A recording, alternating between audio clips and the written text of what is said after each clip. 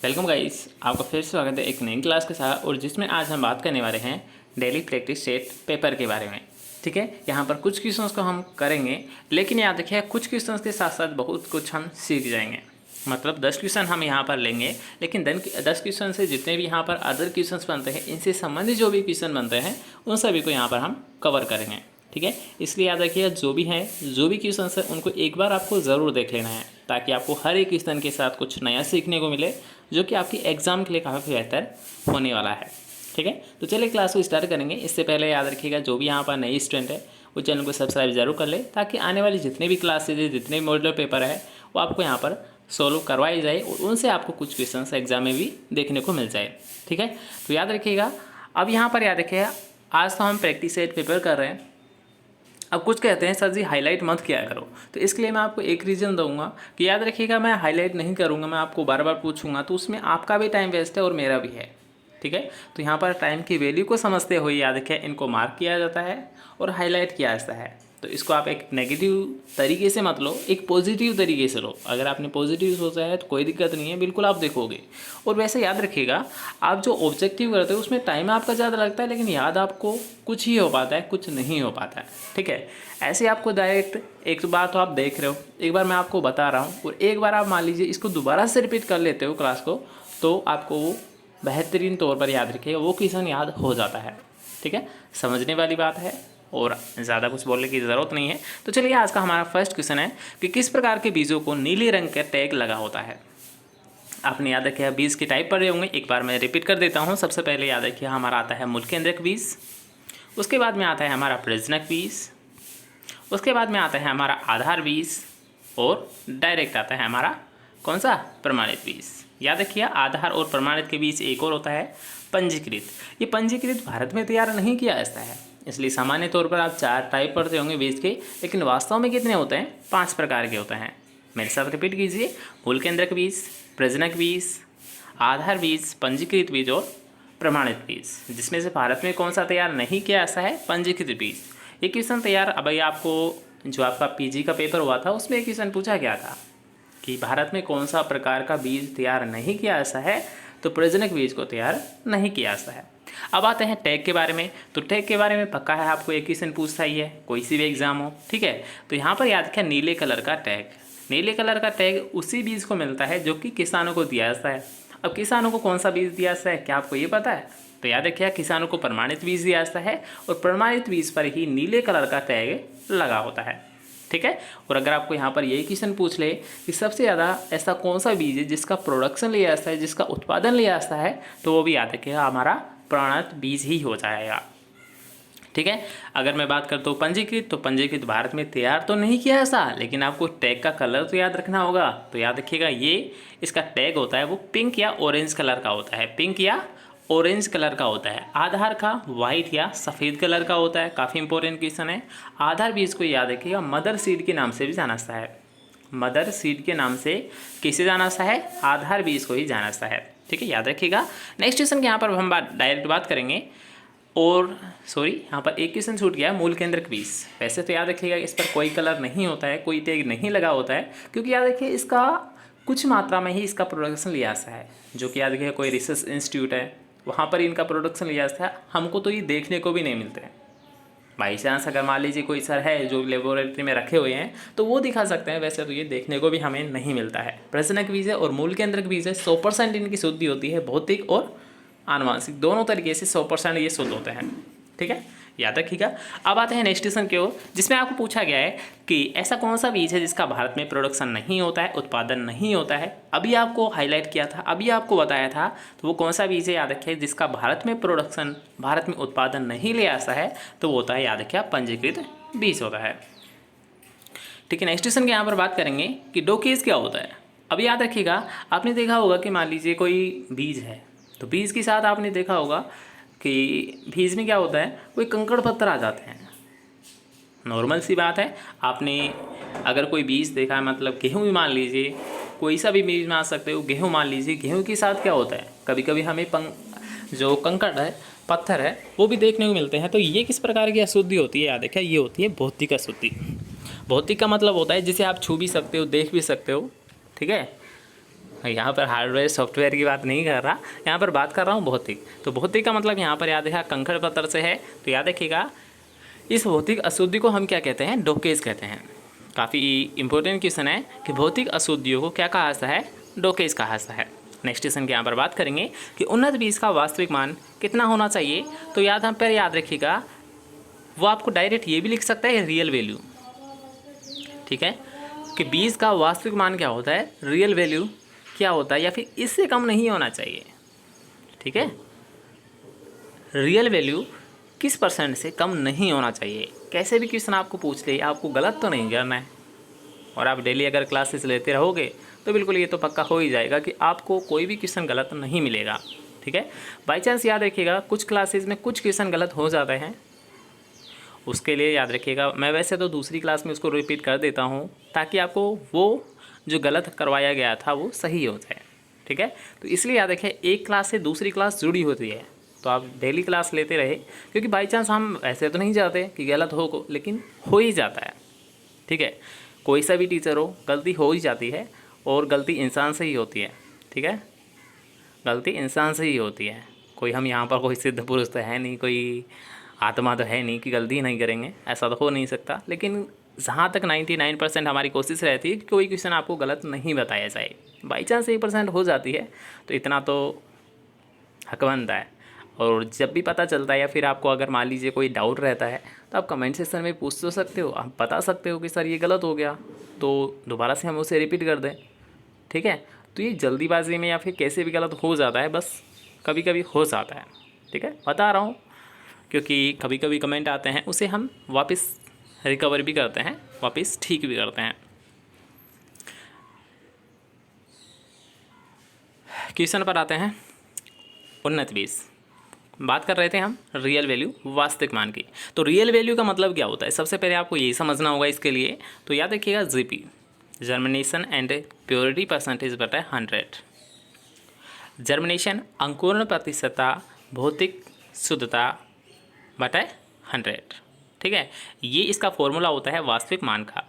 और याद रखिएगा ये जो जीपी है या फिर रियल वैल्यू है, ये 75% से कम नहीं होनी चाहिए। आपको ऐसे पूछ ले कि कितनी परसेंट से कम नहीं होनी चाहिए, तो 75%, 75% से कम नहीं होनी चाहिए। क्या, रियल वैल्यू वास्तविक मान। रियल वैल्यू का फॉर्मूला क्या होता है, जीपी बटा 100। जीपी जर्मिनेशन एंड प्योरिटी बटा 100। ठीक है, चलिए नेक्स्ट क्वेश्चन की यहाँ पर बात करेंगे। पृथक्करण दूरी आवश्यक है, अब किसके लिए आवश्यक है, क्या आपको ये पता है। तो सबसे पहले याद रखिएगा पृथक्करण दूरी को इंग्लिश में बोलते हैं आइसोलेशन डिस्टेंस। क्या बोलते हैं, आइसोलेशन डिस्टेंस इसे हम बोलते हैं। और याद रखिएगा आइसोलेशन डिस्टेंस का मतलब होता है कि मान लीजिए आप कोई दो वेराइटीज़ ले रहे हो, दो वेराइटीज़ अगर आप ले रहे हो और ये दोनों वेराइटीज़ अगर आपस में मिल रही है तो ये तो अशुद्धि है। आप क्या शुद्ध ले रहे हो, फिर कोई आप फसल ही नहीं ले रहे। कोई फसल है, मान लीजिए ये आपका खेत है एक, और दूसरा खेत इसी के पास है, अगर इसकी यहाँ पर चली गई तो क्या ये शुद्ध हमें बीज प्राप्त होगा, नहीं होगा। ठीक है, इसी प्रकार से मान लीजिए कोई वेराइटी है, अदर वेराइटी है, ठीक है, हमें लेनी है ए और उसके साथ हमें बी भी प्राप्त हो रही है, तो ये तो अशुद्धि है ना, तो हम ऐसा नहीं करेंगे। ठीक है, इसके लिए हम क्या करेंगे, पृथक्करण दूरी रखेंगे। याद रखिएगा ये अशुद्धि नहीं हो, इसी के लिए हम क्या करेंगे, पृथक्करण दूरी रखेंगे। और इस पृथक्करण दूरी को ही याद रखिएगा क्या बोला ऐसा है, पृथक्करण दूरी का जो मेन उद्देश्य होता है, मुख्य उद्देश्य होता है, ये क्यों आवश्यक होती है। किसी टाइप में अगर आपको क्वेश्चन पूछ ले, बस सभी का राइट आंसर एक ही आएगा कि याद रखिएगा जो पृथक्करण दूरी है ये आनुवंशिक शुद्धता को बनाए रखने के लिए रखी जाती है। किन के मध्य रखी जाती है, दो किस्मों के मध्य हो सकती है, दो फसलों के मध्य हो सकती है। क्यों, क्योंकि इसका उद्देश्य है याद रखिएगा आनुवंशिक शुद्धता को बनाए रखना। और याद रखिएगा इससे संबंधित एक और क्वेश्चन यहाँ पर मैं आपको क्लियर कर देता हूँ कि जो पृथक्करण दूरी है, याद रखिएगा ये आधार बीज और प्रमाणित बीज दोनों की अलग अलग होती है। आधार और प्रमाणित बीज की दोनों की अलग अलग होती है, लेकिन यहाँ पर आपको जो मेजर डिफरेंस याद रखना है वो आपको यहाँ पर ये याद रखना है कि आधार की लगभग दुगुनी होती है, आधार की लगभग दोगुनी होती है, किससे, प्रमाणित बीज से। जैसे कि एग्जाम्पल की मैं बात करूँ तो आप मक्का ही ले लीजिए।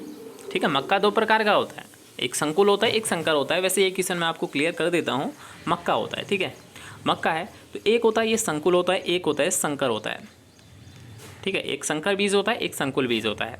मक्का है, मक्का के आधार बीज और एक होता है प्रमाणित बीज। ठीक है, क्वेश्चन को याद रखिएगा, एग्जाम में आपको पूछा गया है, इसलिए आपको यहाँ पर करवा देता हूँ ताकि आपको कोई कन्फ्यूज़न नहीं रहे। ठीक है, चलिए ओके। सबसे पहले हम बात करेंगे संकुल की।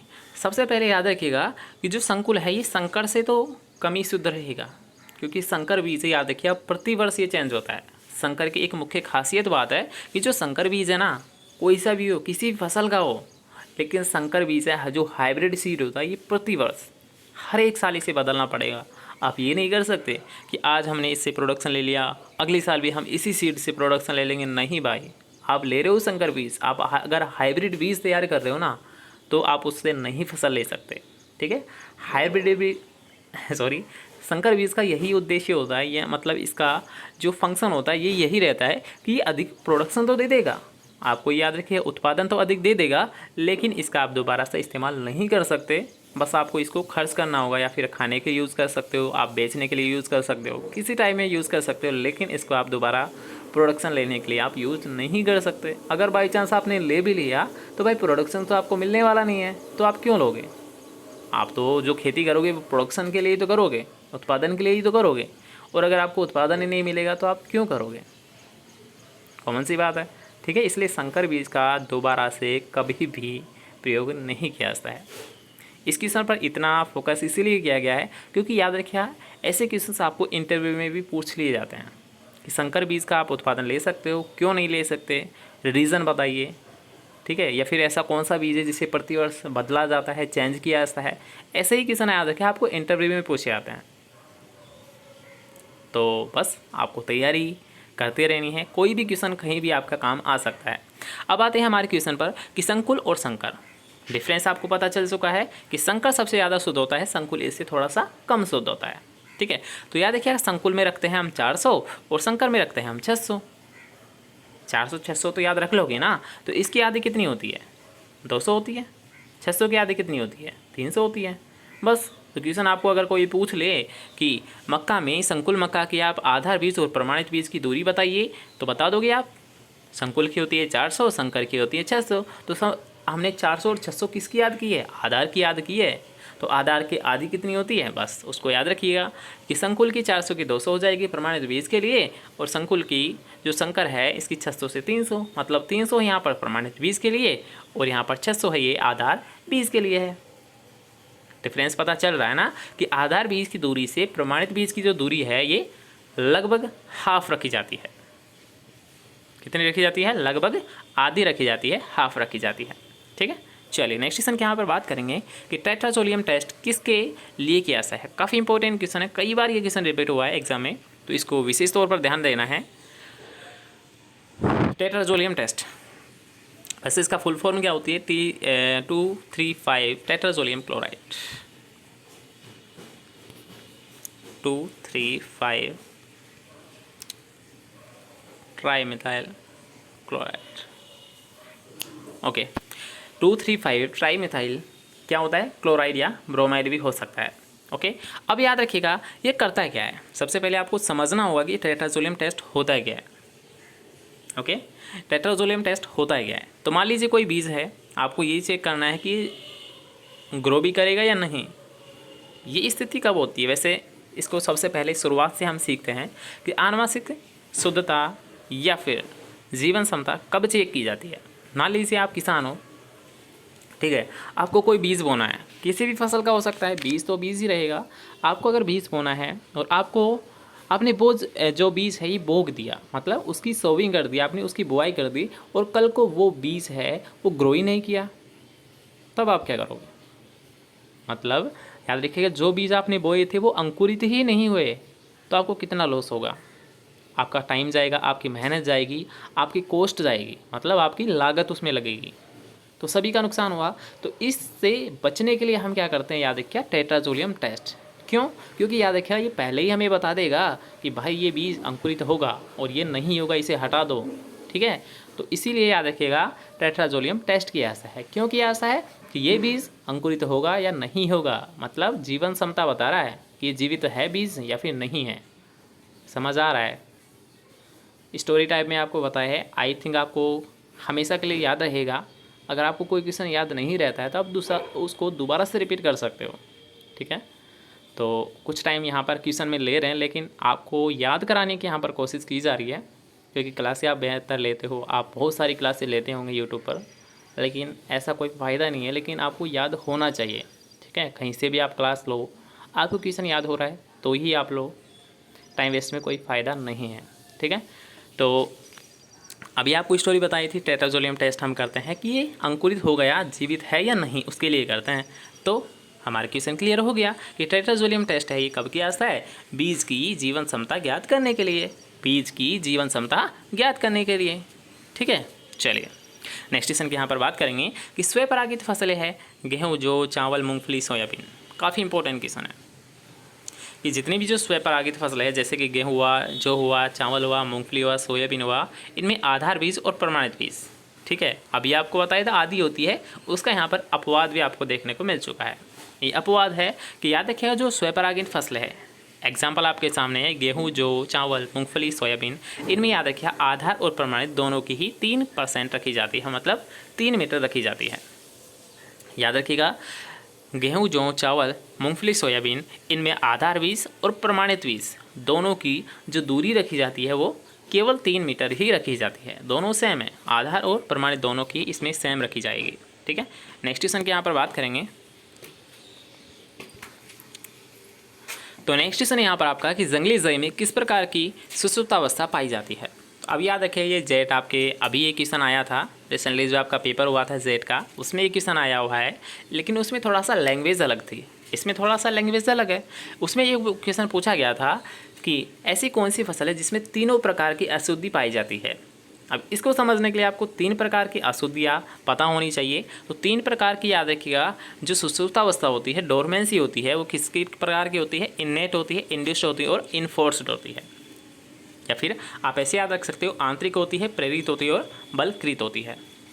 इन्नेट, इंड्यूस्ड और इन्फोर्स्ड प्रकार की सुषुप्तावस्था होती है, जो याद रखिएगा जंगली जई में ही पाई जाती है। तीनों प्रकार की अशुद्धियाँ है ये किस में पाई जाती है, जंगली जई में पाई जाती है। ये क्वेश्चन आपको पूछ लिया गया था अभी रिसेंटली एग्जाम पेपर में, ठीक है, याद रखिएगा। नेक्स्ट क्वेश्चन यहाँ पर बात करेंगे कि संकर कपास, संकर कपास में आधार बीज की जो दूरी है वो कितनी रखी जाती है। तो याद रखिएगा जो संकर कपास है इसमें 50 × 30 मतलब 50 यहाँ पर याद रखिए आधार बीज के लिए, और याद रखिए यहाँ पर जो रखी जाती है प्रमाणित बीज के लिए, इसकी दूरी ये रखी जाती है 30 मीटर, याद रहेगा। चलिए नेक्स्ट क्वेश्चन की यहाँ पर बात करेंगे, जो कि आज का हमारा लास्ट क्वेश्चन रहेगा कि निम्न में से किस प्रकार के बीजों में 100% आनुवंशिक शुद्धता पाई जाती है। तो आपको शुरू का क्वेश्चन था उसी में ये क्वेश्चन बता दिया था कि जो मूल केंद्रक बीज होता है या फिर जो प्रजनक बीज होता है, इसकी जो शुद्धियाँ होती है वो कितनी होती है, 100% होती है। चाहे वो आनुवंशिक शुद्धता आप ले सकते हो या फिर आप भौतिक शुद्धता ले सकते हो। आधार बीज मूल केंद्रक बीज और प्रजनक बीज की आनुवंशिक और भौतिक शुद्धता दोनों ही 100% होती है, ठीक है, याद रखिएगा। एक बार दोबारा से क्रम बता देता हूँ, क्रमों से क्वेश्चन पूछा जाता है। कैसे पूछा जाता है कि किस बीज से किस बीज को तैयार किया जाता है। क्रम है, आपको जैसा बताया है वैसा ही आपको याद रखना है। अगर आपने उल्टा सीधा किया तो आपका क्वेश्चन गलत हो सकता है। दोबारा से देख लीजिए, मूल केंद्रक बीज, प्रजनक बीज, आधार बीज, पंजीकृत बीज और प्रमाणित बीज। वैसे इसको आप पंजीकृत को आप अलग से ही लिखा करो, क्योंकि ये भारत में तैयार ही नहीं किया ऐसा। और अगर आपने ऐसे याद रखा तो आप डायरेक्ट क्या करोगे कि जो प्रमाणित बीज है ये पंजीकृत से तैयार होता है, बल्कि ऐसा नहीं है कि जो आधार बीज होता है ना, आधार बीज से याद रखिएगा पंजीकृत और प्रमाणित, आधार बीज से पंजीकृत और प्रमाणित दोनों प्रकार के बीज ही तैयार किए जाते हैं।